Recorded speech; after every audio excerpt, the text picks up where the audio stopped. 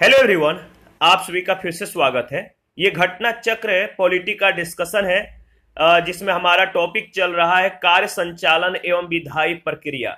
इससे पहले वाले सेशन में प्रश्न संख्या 80 तक ऑलरेडी हम लोगों ने डिस्कस कर लिया था। आज का जो सेशन है 81 से स्टार्ट करेंगे। डिस्कशन को स्टार्ट करने से पहले मैं बता दूं कि इसका पीडीएफ अवेलेबल है। अगर आपको पीडीएफ चाहिए तो Telegram channel, Telegram quiz group या चैनल के कम्युनिटी बॉक्स में जाइए, वहां पर इसके रिगार्डिंग में इंफॉर्मेशन को अपडेट कर दिया गया है।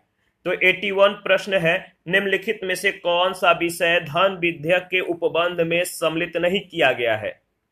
निम्नलिखित में से कौन सा विषय धन विधेयक के उपबंध में सम्मिलित नहीं किया गया है?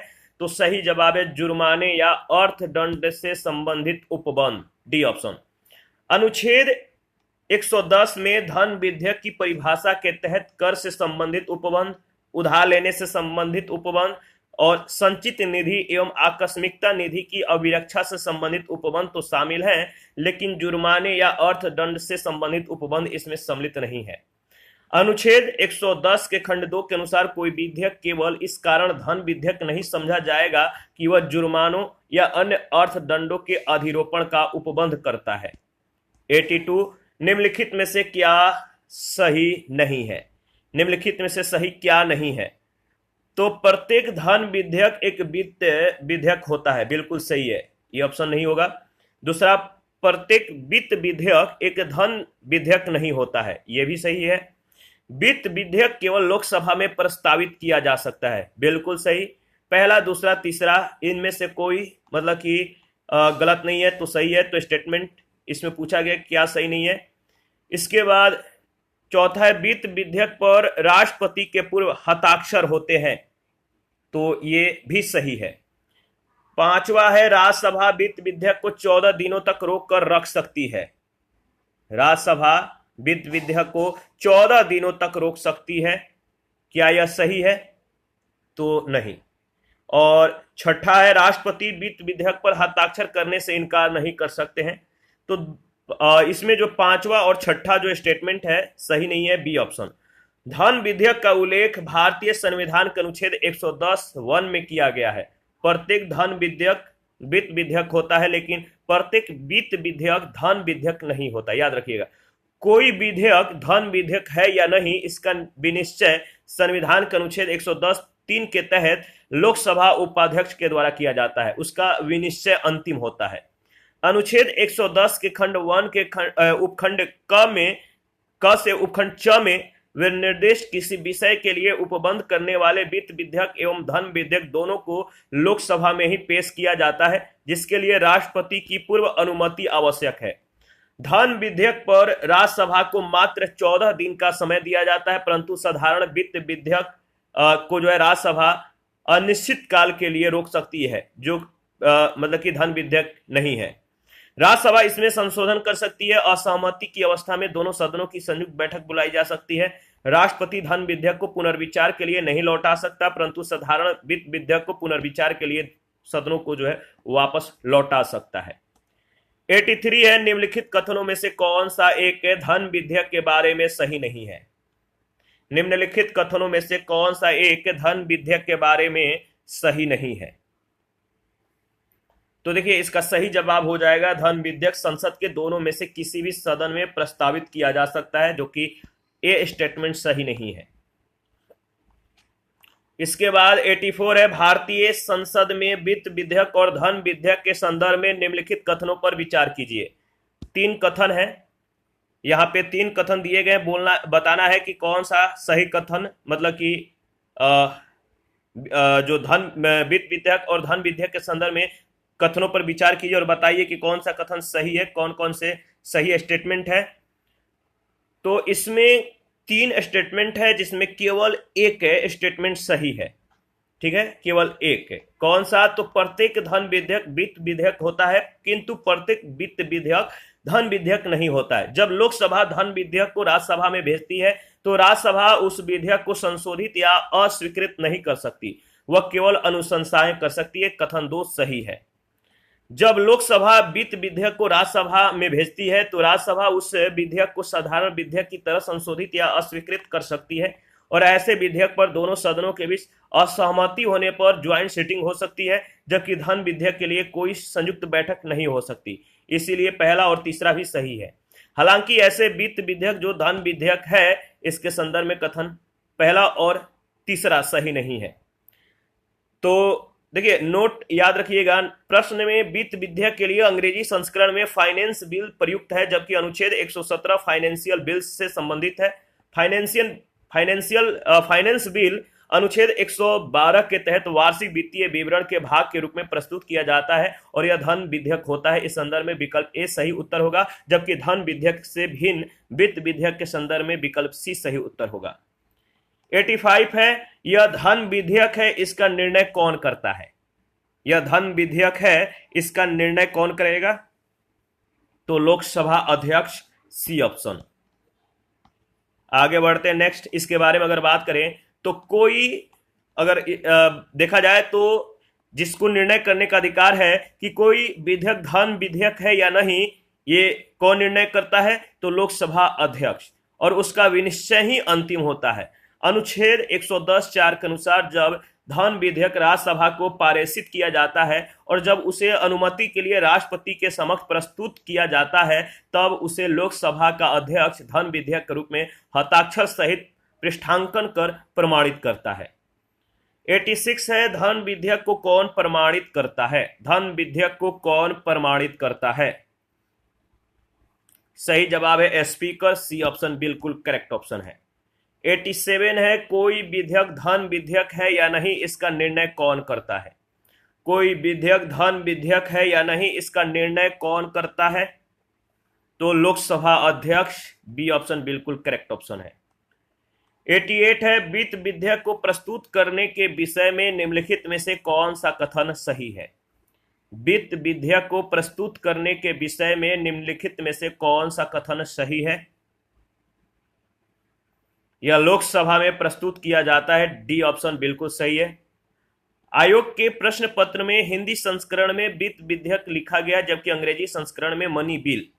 इस प्रश्न पर आयोग का आशय धन विधेयक से न कि वित्त विधेयक से है।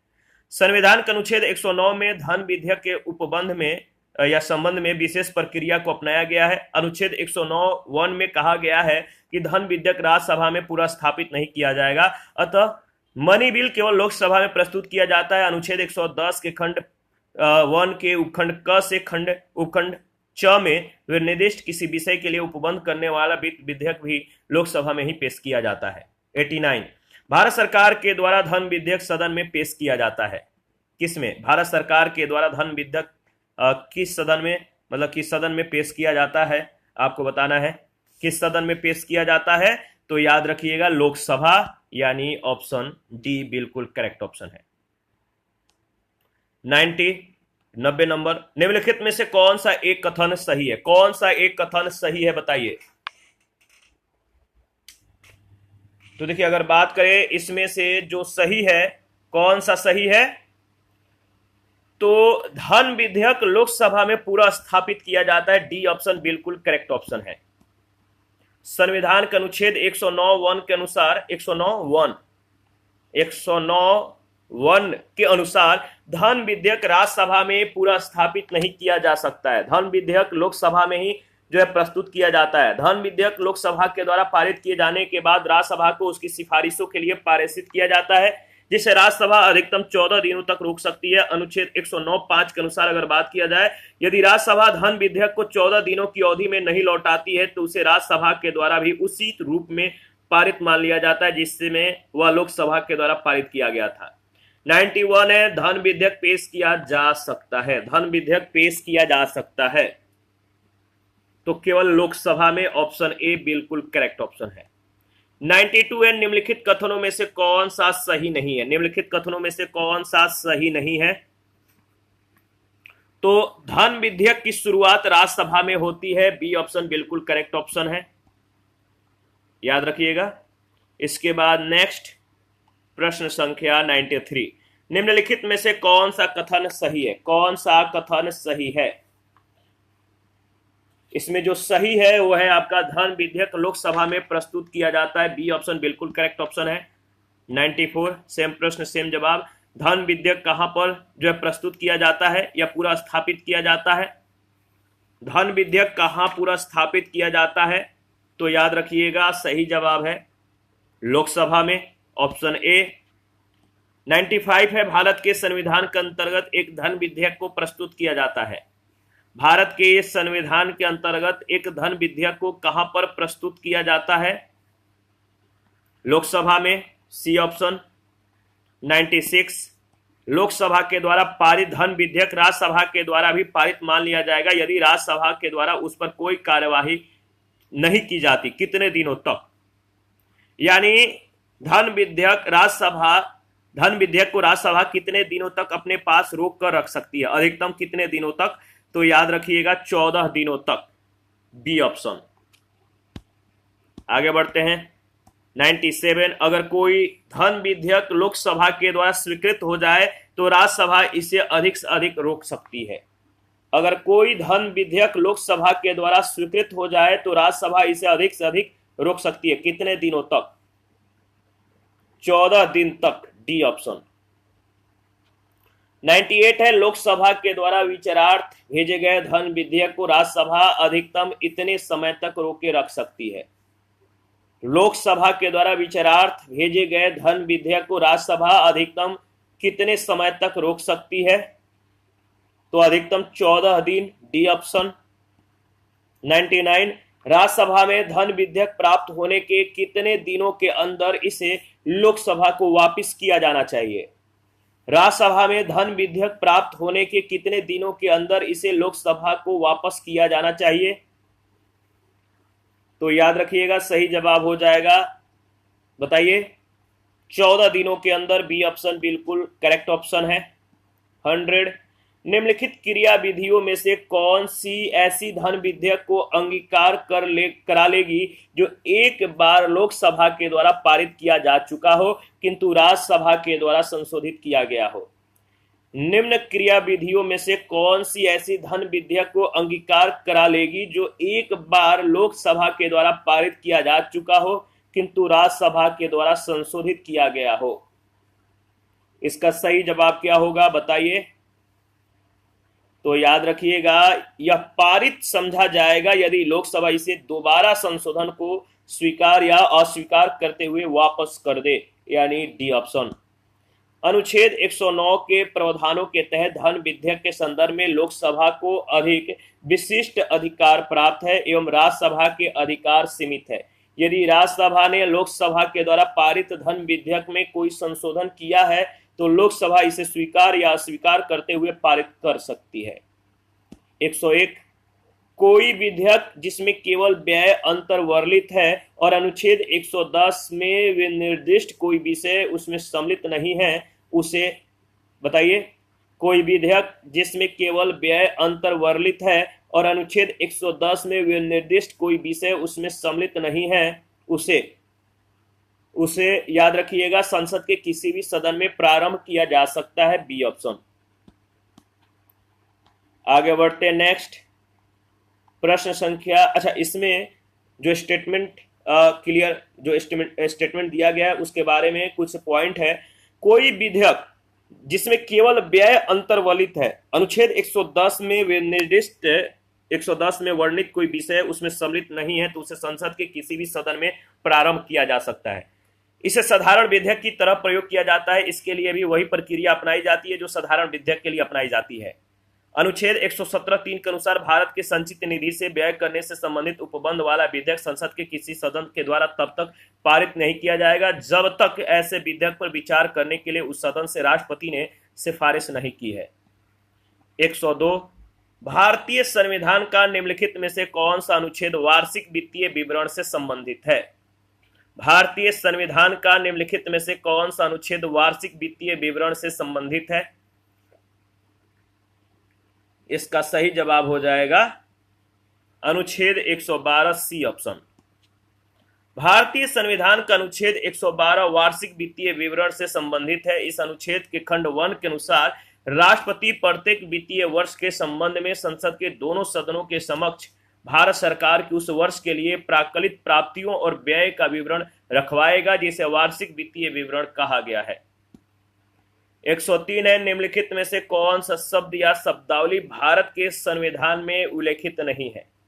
निम्नलिखित में से कौन सा शब्द या शब्दावली भारत के संविधान में उल्लेखित नहीं है?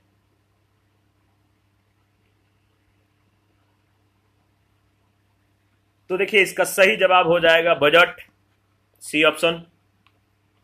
संविधान में बजट शब्द का उल्लेख कहीं नहीं किया गया, जबकि अनुच्छेद 112 के अंतर्गत वार्षिक वित्तीय विवरण शब्द का उल्लेख है।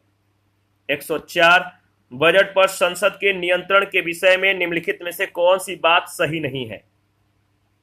बजट पर संसद के नियंत्रण के विषय में निम्नलिखित में से कौन सी बात सही नहीं है, कौन सा स्टेटमेंट सही नहीं है? तो देखिए, इसका सही जवाब हो जाएगा बी ऑप्शन, संसद को समेकित निधि पर प्रभारित व्यय को बढ़ाने की शक्ति प्राप्त है। संसद को समेकित निधि पर प्रभारित व्यय को बढ़ाने की शक्ति प्राप्त है। बी ऑप्शन बिल्कुल करेक्ट ऑप्शन है। देखिए, समेकित निधि पर प्रभारित व्यय संसद में मतदान के लिए प्रस्तुत नहीं किए जा सकते हैं, केवल उस पर चर्चा की जा सकती है। अतः प्रभारित व्ययों में कोई परिवर्तन करने का अधिकार संसद को नहीं है। 105, निम्नलिखित में से कौन सी विधियां भारत के लोक वित्त पर संसदीय नियंत्रण रखने के काम आती है?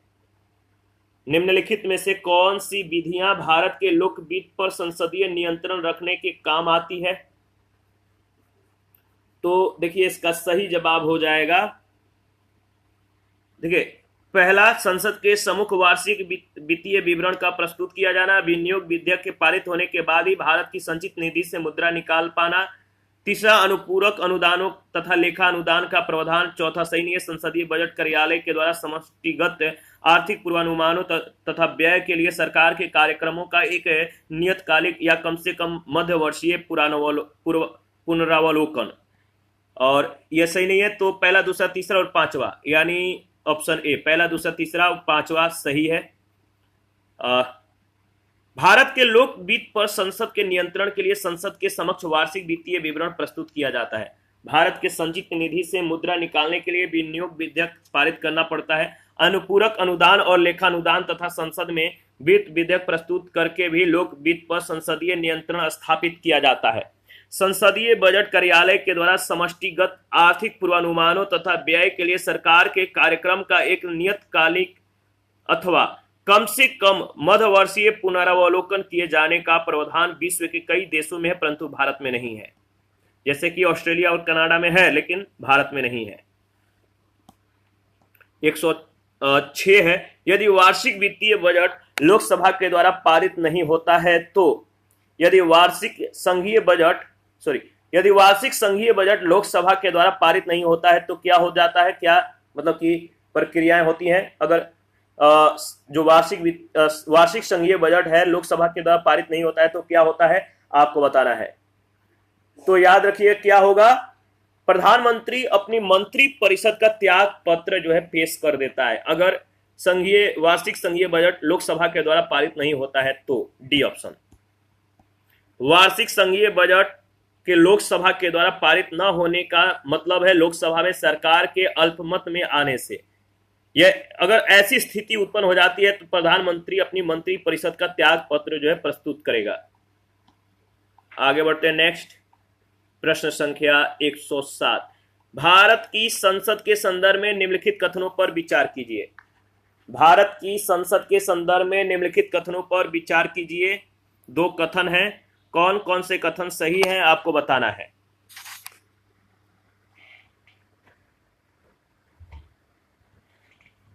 तो देखिए, इसमें न तो पहला स्टेटमेंट सही है न ही दूसरा, दोनों स्टेटमेंट को एक बार एनालिसिस कर लीजिएगा। डी ऑप्शन बिल्कुल सही है। गैर सरकारी विधेयक उसे कहते हैं जो कि संसद के ऐसे सदस्य के द्वारा सदन के पटल पर रखा जाता है जो मंत्री नहीं होते हैं, जबकि सरकारी विधेयक उसे कहते हैं जो किसी मंत्री के द्वारा सदन के पटल पर जो है रखता है। गैर सरकारी विधेयक भी सदन में एक प्रक्रिया के तहत पेश किया जाता है। गैर सरकारी सदस्यों के विधेयकों तथा संकल्पों से संबंधित एक समिति का गठन किया जाता है। इस समिति का गठन लोकसभा में किया जाता है। समिति में कुल 15 सदस्य होते हैं। लोकसभा के उपाध्यक्ष इस समिति के अध्यक्ष होते हैं। ठीक है। इसके बाद स्वतंत्रता के बाद से अब तक 14 गैर सरकारी विधेयक दोनों सदनों में पारित हो चुके हैं। 108 है आर्थिक सर्वेक्षण प्रतिवर्ष संसद में प्रस्तुत किया जाता है। आर्थिक सर्वेक्षण प्रतिवर्ष संसद में प्रस्तुत किया जाता है। तो आगामी वर्ष के बजट के प्रस्तुतिकरण के पूर्व, यानी ऑप्शन ए। चालू वर्ष का आर्थिक सर्वेक्षण प्रतिवर्ष संसद में आगामी वर्ष के बजट के प्रस्तुतिकरण के पूर्व प्रस्तुत किया जाता है, जिसमें चालू वर्ष में अर्थव्यवस्था के विभिन्न क्षेत्रों की प्रगति एवं गतिविधियों के साथ राजकोषीय विवरण प्रस्तुत किया जाता है। 109 है लेखानुदान संघ सरकार को अनुमति प्रदान करता है। लेखानुदान संघ सरकार को अनुमति प्रदान करता है। तो निश्चित अवधि के लिए भारतीय संचित निधि से धन निकालने के लिए डी ऑप्शन। संविधान के अनुच्छेद 116 के तहत विनियोग विधेयक के समय सीमा के अंदर पारित न होने की स्थिति में, विनियोग विधेयक के समय सीमा के अंदर पारित न होने की स्थिति में जब संघ सरकार को धन की जरूरत होती है तो लोकसभा को लेखानुदान के माध्यम से निश्चित अवधि के लिए भारतीय संचित निधि से अग्रिम निधि प्रदान करने की जो शक्ति है वो प्राप्त है। 110 है लेखानुदान बना है। लेखानुदान बना है। तो देखिए लेखानुदान बजट पारित होना लंबित होने के कारण निधि आवंटन के लिए, यानी सी ऑप्शन। 111 संसद में लेखा के लिए वोट आवश्यक होता है। संसद में लेखा के लिए वोट आवश्यक होता है तो जब समान बजट के समय सीमा के अंदर पारित होने की आशा नहीं होती, सी ऑप्शन। 112 है लेखानुमोदन और अंतरिम बजट के बीच क्या अंतर है। लेखानुमोदन और अंतरिम बजट के बीच क्या अंतर है। तो लेखानुमोदन सरकार के बजट के व्यय पक्ष मात्र से संबंधित होता है, जबकि अंतरिम बजट में व्यय तथा आवती दोनों सम्मिलित होते हैं, यानी केवल दूसरा स्टेटमेंट सही है, बी ऑप्शन। बजट प्रक्रिया संपन्न होने, यानी बजट पर संसद में चर्चा और मतदान होने से पूर्व नए वित्त वर्ष का प्रारंभ हो जाने की स्थिति में वित्तीय संसाधनों के लिए संचित निधि से धन निकालने के लिए लेखानुदान संसद में पारित कराया जाता है। यह सरकार के बजट, याद रखिएगा, यह सरकार की अगर बात करें तो बजट के व्यय पक्ष मात्र से संबंधित होता है। लेखानुदान अस्थायी और कार्यवाहक दोनों सरकारें प्रस्तुत कर सकती हैं। अंतरिम बजट में व्यय तथा आवती दोनों सम्मिलित होते हैं। यह चुनाव से पूर्व की कार्यवाहक सरकार तथा चुनाव के बाद की नियमित सरकार दोनों द्वारा प्रस्तुत किया जा सकता है। 113 है व्यय का अनुमान किस रूप में भारतीय संसद के समक्ष रखा जाता है। व्यय का अनुमान किस रूप में भारतीय संसद के समक्ष रखा जाता है। तो याद रखिएगा अनुदान का अनुरोध, डी ऑप्शन। अनुच्छेद 113(2) के अनुसार संचित निधि पर भारित व्ययों के अतिरिक्त अन्य व्ययों के अनुमान लोकसभा के समक्ष अनुदानों की मांगों के रूप में रखे जाएंगे और लोकसभा को शक्ति होगी कि वह किसी मांग को अनुमति दे या अनुमति देने से मना कर दे या किसी मांग को उसमें वे निर्दिष्ट रकम को कम करके अनुमति दे। 114 समान वित्तीय विधायन में चरण सम्मिलित है। समान वित्तीय विधायन में चरण सम्मिलित है। कितने चरण? तो देखिए इसमें एक पहला यानी बजट का प्रस्तुतिकरण होता है, इसके बाद आपका जो है बजट पर चर्चा होता है, इसके बाद विनियोग विधेयक को पारित करना और इसके बाद वित्त विधेयक को पारित करना। तो पहला, दूसरा, तीसरा और पांचवा, पहला, दूसरा, तीसरा, पांचवा, यानी डी ऑप्शन। बजट का प्रस्तुतिकरण, इसके बाद बजट पर चर्चा, विनियोग विधेयक को पारित और इसके बाद वित्त विधेयक को पारित करना समान वित्तीय विधायन के चरण हैं। लेखानुदान, प्रत्यानुदान और अपवादानुदान ये सभी इसमें शामिल नहीं है, ठीक है, याद रखिएगा। 115 संसद में विधायन प्रस्ताव की पहल करने से पहले भारत के राष्ट्रपति की पूर्व स्वीकृति आवश्यक है। संसद में विधायन प्रस्ताव की पहल करने से पहले भारत के राष्ट्रपति की पूर्व स्वीकृति आवश्यक है। इसमें जो सही जवाब है बताइए कौन सा सही जवाब है।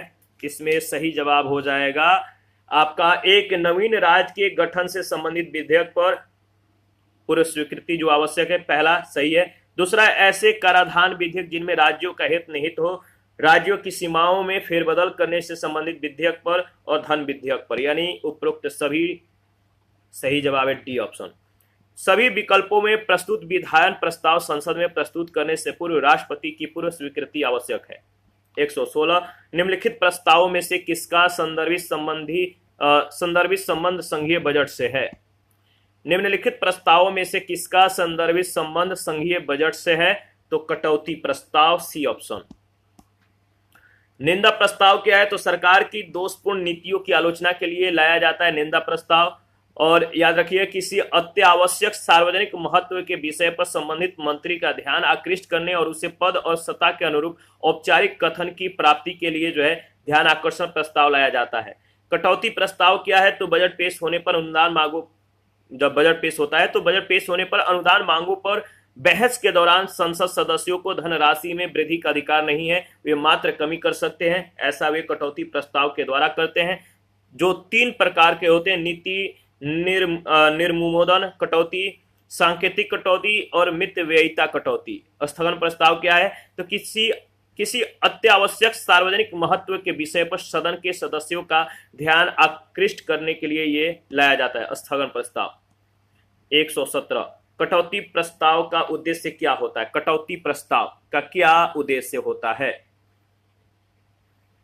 देखिए, अगर बात करें तो कटौती प्रस्ताव का मतलब है बजट प्रस्तावों के खर्च में कमी का प्रस्ताव प्रस्तुत करना, सी ऑप्शन। बजट की अनुदान मांगों में संशोधन के लिए लोकसभा में प्रस्तुत किए जाने वाला प्रस्ताव कटौती प्रस्ताव कहलाता है, कट मोशन कहलाता है। इसके तहत सरकार के द्वारा प्रस्तुत अनुदान मांगों को अनुचित बताते हुए उसमें कमी का प्रस्ताव लाया जाता है। 118 कौन सही सुमेलित नहीं है? कौन सही सुमेलित नहीं है? तो लेखानुदान का संबंध बजट मांगों को पूर्ण रूप से वित्तीय वर्ष के लिए पारित करना जो दिया गया है तो सुमेलित नहीं है, यानी सही जवाब हो जाएगा डी ऑप्शन। बजट प्रस्तुतिकरण और बजट मांगों के सदन से पारित होने के मध्य के समय में प्रशासनिक व्यय को पूरा करने के लिए लेखानुदान की मांग की जाती है। अन्य शब्दों में यह बजट पारित होने से पहले के प्रशासनिक व्यय के लिए आवश्यकता की पूर्ति के लिए एक अग्रिम मांग है। 119 ध्यान आकर्षण सूचना के प्रावधान से निम्नलिखित में से किसके क्षेत्र को सीमित किया है? ध्यान आकर्षण सूचना के प्रावधान ने किसके क्षेत्र को सीमित कर दिया है? तो याद रखिएगा, स्थगन प्रस्ताव के क्षेत्र को। ध्यान आकर्षण की संकल्पना भारत की देन है। यह आधुनिक संसदीय प्रक्रिया की एक नवीन संकल्पना है। इसमें प्रश्न और अनुपूरक प्रश्न पूछे जाते हैं। इसमें सदस्यों को अविलंबनीय लोक महत्व के विषय में सरकार की विफलता या उसके द्वारा की गई अपर्याप्त कार्यवाही को सामने लाने का अधिकार मिलता है। यह स्थगन प्रस्ताव के सदृश है, परंतु इसमें निंदा का पक्ष नहीं होता है। 120 भारत की संसद किनके द्वारा मंत्री परिषद के कृत्यों के ऊपर नियंत्रण रखती है? भारत की संसद किसके मंत्री परिषद के कृत्यों के ऊपर जो है नियंत्रण रखती है? तो याद रखिएगा, सही जवाब हो जाएगा स्थगन प्रस्ताव, प्रश्नकाल, अनुपूरक प्रश्न, यानी डी ऑप्शन, पहला, दूसरा, तीसरा। भारत की संसद स्थगन प्रस्ताव, प्रश्नकाल तथा अनुपूरक प्रश्न के द्वारा मंत्री परिषद के कृत्यों पर नियंत्रण रखती है, जिसे इस प्रकार समझा जा सकता है। स्थगन प्रस्ताव का उद्देश्य होता है कि वर्तमान यानी तत्कालिक संसदीय प्रक्रिया को रोककर अविलंबनीय लोक महत्व के मुद्दे पर चर्चा की जाए। ठीक है, याद रखिएगा। दूसरा इसमें जो दिया गया प्रश्नकाल, लोकसभा की बैठक का पहला घंटा और राज्यसभा में दूसरा घंटा प्रश्नकाल कहलाता है। दोनों सदनों में प्रश्नकाल के दौरान 1 घंटे तक प्रश्न किए जाते हैं और उनके उत्तर दिए जाते हैं। अनुपूरक प्रश्न, संसद के प्रत्येक सदन में प्रश्न सामान्यतः मंत्रियों से पूछे जाते हैं और वे प्रश्न 3 श्रेणियों में होते हैं: तारांकित, अतारांकित और अल्प सूचना प्रश्न। तारांकित प्रश्नों का उत्तर सदन में मौखिक रूप से दिया जाता है। उत्तर के संतोषजनक न होने पर मुख्य प्रश्न से संबंधित अनुपूरक प्रश्न पूछे जा सकते हैं। 121 है तारांकित प्रश्नों के विषय में सही क्या है? तारांकित प्रश्नों के विषय में क्या सही है आपको बताना है। तो इसमें जो सही है वो क्या है? पहला है और तीसरा है। पहला, उत्तर मौखिक दिए जाते हैं और पूरक प्रश्न पूछे जा सकते हैं, बी ऑप्शन, पहला, तीसरा। 122 भारतीय संसद में स्थगन प्रस्ताव लाने का क्या उद्देश्य है? भारतीय संसद में स्थगन प्रस्ताव लाने का क्या उद्देश्य है? तो सार्वजनिक महत्व के निश्चित अत्यावश्यक मुद्दे पर, जो सार्वजनिक महत्व के निश्चित अति आवश्यक मुद्दे हैं, इन पर बहस करने के लिए स्थगन प्रस्ताव लाया जाता है। उद्देश्य क्या है याद रखिएगा। 123 कथन ए, राजग सरकार लोकसभा के नियम 184 के अंतर्गत वाद विवाद पसंद नहीं करती है, कारण इस नियम में वाद विवाद के साथ साथ मतदान का भी प्रावधान है। इन दोनों में से कौन सा कथन सही है आपको बताना है। अगर देखा जाए तो इन दोनों में ए और आर दोनों सत्य है। आर ए की सही व्याख्या है, ऑप्शन ए बिल्कुल करेक्ट ऑप्शन है। ये कथन कारण दोनों सही है। आर ए की सही व्याख्या है, नियम 184 के तहत जनहित के किसी मुद्दे पर लगाए गए प्रस्ताव पर लोकसभा में बहस के बाद मतदान होता है और यदि सरकार के पक्ष में कम मत पड़े तो सरकार के गिरने का खतरा जो है रहता है। 124 लोकसभा के प्रक्रिया और कार्य संचालन नियम के अंतर्गत नियम 377 के अधीन लोकसभा के सदस्यों के द्वारा एक दिन में अधिकतम कितने मामले उठाए जा सकते हैं एक दिन में। तो देखिए 2005 में अगर बात करें तो ऑप्शन सही नहीं है। 2005 में नियम 377 के अंतर्गत लोकसभा में सदस्यों के द्वारा उठाए जाने वाले मामलों की संख्या को प्रतिदिन 15 से बढ़ाकर 20 कर दिया गया। 2015 में इसे बढ़ाकर 30 कर दिया गया ताकि अधिक सदस्य अपने मुद्दे उठा सकें। 125 संसदीय प्रक्रिया में गिलोटिन का क्या अर्थ है। संसदीय प्रक्रिया में गिलोटिन का क्या अर्थ है। गिलोटिन मतलब है विधेयक पर बहस को बंद कर देना। देखिए गिलोटिन समापन का एक अन्य रूप है। इसका मतलब है जारी कार्य से संबंधित लंबित प्रस्ताव या प्रस्तावों पर चर्चा के लिए आवंटित समय समाप्त हो जाने पर सभापति या अध्यक्ष के द्वारा मत लिया जाना। ठीक है, देखिए जब समापन के विपरीत प्रयोग किए जाने वाले गिलोटिन से पूर्व कोई प्रस्ताव उपस्थित नहीं किया जाता। सभापति या अध्यक्ष बिना किसी और चर्चा के प्रस्ताव पर तत्काल मत ले लेता है। 126 है, भारतीय राजनीति के संदर्भ में निम्नलिखित में से कौन सा कथन सही है। भारतीय राजनीति के संदर्भ में कुछ कथन है, आपको बताना कौन कौन से कथन सही है। तो देखिए अगर बात किया जाए तो इसमें जो सही कथन है, कौन कौन से सही कथन है, तो इसमें राष्ट्रपति संसद के किसी एक सदन के सत्राधीन न होने पर ही अध्यादेश जारी कर सकते हैं, तो बी ऑप्शन। ठीक है, बी ऑप्शन। भारतीय संविधान के अनुच्छेद 123 के अंतर्गत राष्ट्रपति अध्यादेश जारी कर सकते हैं, लेकिन राष्ट्रपति ऐसा तभी कर सकते हैं जब संसद का कोई एक सदन या दोनों सदन सत्राधीन न हो। राष्ट्रीय विकास परिषद में प्रधानमंत्री, सभी केंद्रीय कैबिनेट मंत्री, सभी राज्यों के मुख्यमंत्री, सभी केंद्र शासित प्रदेशों के मुख्यमंत्री या प्रशासक, योजना आयोग के सदस्य और सचिव शामिल होते थे। ठीक है, इसके बाद 127 से निम्नलिखित कथनों का परीक्षण करें और नीचे दिए कूट से सही उत्तर का चुनाव करें। इसमें जो सही उत्तर है पहला है, दूसरा है संपत्ति का अधिकार अब मूलभूत अधिकार नहीं है और राज्यसभा एक वित्तीय बिल को रोक सकती है। तो इसका सही जवाब क्या होगा, पहला और दूसरा। यदि कोई वित्त विधेयक धन विधेयक नहीं है तो राज्यसभा इसे साधारण विधेयक की भांति रोक सकती है। यदि कोई वित्त विधेयक धन विधेयक है तो राज्यसभा इसे जो है मात्र 14 दिनों तक रोक सकती है। राज्यसभा वित्त विधेयक को 14 दिनों तक रोक सकती है। 42वें संविधान संशोधन 1976 के द्वारा प्रस्ताव में प्रभुत्व संपन्न लोकतंत्रात्मक गणराज्य के स्थान पर प्रभुत्व संपन्न समाजवादी पंथ निरपेक्ष लोकतंत्रात्मक गणराज्य तथा राष्ट्र की एकता के स्थान पर राष्ट्र की एकता और अखंडता स्थापित किए गए हैं। इसलिए कथन तीसरा गलत है। संसद के दोनों सदनों में किसी असहमति की स्थिति में ज्वाइंट सिटिंग का प्रावधान है। ऐसे किसी विवाद को लोकसभा अध्यक्ष की व्यवस्था से सुलझाने का कोई प्रावधान नहीं है। 44वें संविधान संशोधन 1978 के द्वारा संपत्ति के अधिकार को मौलिक अधिकार से हटाकर एक विधिक अधिकार बना दिया गया है। इस प्रकार अभिष्ट उत्तर विकल्प ए होगा। आगे बढ़ते हैं नेक्स्ट।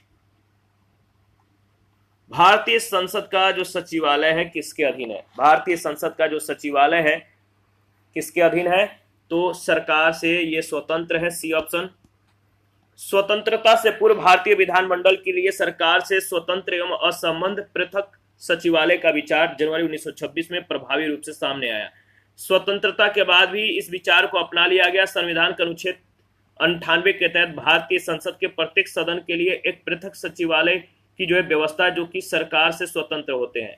129 संसद के सचिवालय में पदों के संदर्भ में निम्न में से कौन से कथन सही है। कौन से कथन सही है,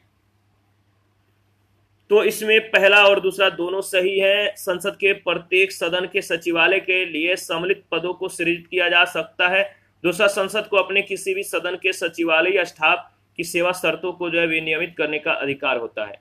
यानी सही जवाब है दोनों, पहला और दूसरा। संविधान के अनुच्छेद 98 के खंड 1 के तहत जो है संसद के प्रत्येक सदन के लिए पृथक सचिवालय की व्यवस्था है। इसी खंड के परंतु के अनुसार संसद के दोनों सदनों के सचिवालय के लिए जो है सम्मिलित पदों को सृजित किया जा सकता है। अनुच्छेद 98 के खंड 2 के तहत संसद विधि के द्वारा अपने किसी भी सदन के सचिवालय या स्टाफ की भर्ती, उनकी सेवा की शर्तों का विनियमन कर सकती है। इस प्रकार प्रश्नगत दोनों ही कथन सही हैं। 130 भारतीय संसद की प्रभुसत्ता भारतीय संसद की प्रभुसत्ता प्रतिबंधित है। भारतीय संसद की प्रभुसत्ता संबंधित प्रतिबंधित है तो न्यायिक समीक्षा से, बी ऑप्शन। ठीक है, भारतीय संविधान के तहत संसद सर्वोच्च विधि निर्मात्री संस्था है, परंतु उसके द्वारा निर्मित विधि संविधान के मौलिक ढांचे का अतिक्रमण न करे, इसके लिए सर्वोच्च न्यायालय न्यायिक समीक्षा कर सकता है। 131 भारतीय संसद का स्वर्ण जयंती समारोह कब मनाया गया था? बताइए, भारतीय संसद का स्वर्ण जयंती समारोह कब मनाया गया था? तो 13/5/2002 को। इसके बाद 132 भारतीय संसद के नए भवन को किस वास्तुकार ने डिजाइन किया था? भारतीय संसद के नए भवन को किस वास्तुकार ने डिजाइन किया था? तो बिमल पटेल, सी ऑप्शन। भारतीय संसद के नए भवन को वास्तुकार बिमल पटेल ने डिजाइन किया। इस भवन का उद्घाटन प्रधानमंत्री नरेंद्र मोदी के द्वारा 28 मई 2023 को किया गया। भारतीय संसद के मूल भवन को ब्रिटिश वास्तुकार एडविन लुटियंस और हर्बर्ट बेकर ने डिजाइन किया था, जो कि 64 योगिनी मंदिर पर आधारित था। 133 भारतीय संसदीय समूह के संदर्भ में कौन से कथन सही हैं? भारतीय संसदीय समूह के संदर्भ में कौन से कथन सही है? पहला, यह एक स्वायत्त संस्था नहीं है। दूसरा, संसद के पूर्व सदस्य इसके सदस्य बन सकते हैं। तीसरा, लोकसभा का उपाध्यक्ष तथा राज्यसभा का उपसभापति समूह के पदेन एक ऑफिशियो उपाध्यक्ष होते हैं।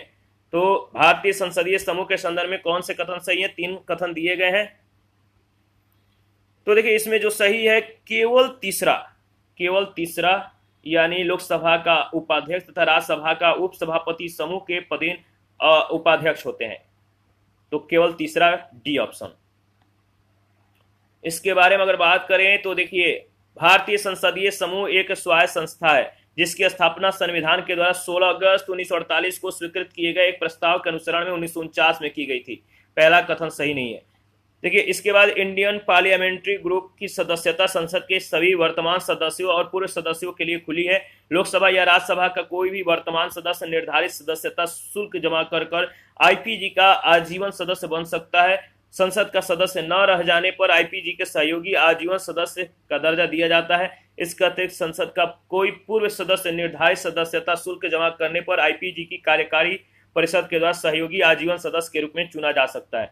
सदस्य और एसोसिएट सदस्य की भिन्नता के कारण छत्तीसगढ़ लोक सेवा आयोग ने कथन 2 को गलत माना। लोकसभा के अध्यक्ष इस समूह के पदेन अध्यक्ष होते हैं, जबकि लोकसभा के उपाध्यक्ष राज्यसभा के उपसभापति समूह के पदेन उपाध्यक्ष होते हैं, इसलिए तीसरा कथन सही है।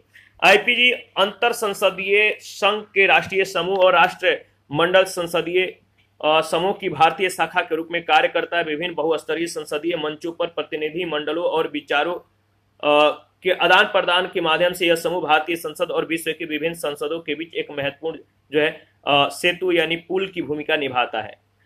134 है, वह कौन राष्ट्रवादी नेता था जो 1925 में केंद्रीय विधानसभा का स्पीकर चुना गया? वह कौन राष्ट्रवादी नेता था जो 1925 में केंद्रीय विधानसभा का स्पीकर यानी अध्यक्ष चुना गया था? तो याद रखिएगा, विठल भाई पटेल, यानी बी ऑप्शन बिल्कुल करेक्ट ऑप्शन है।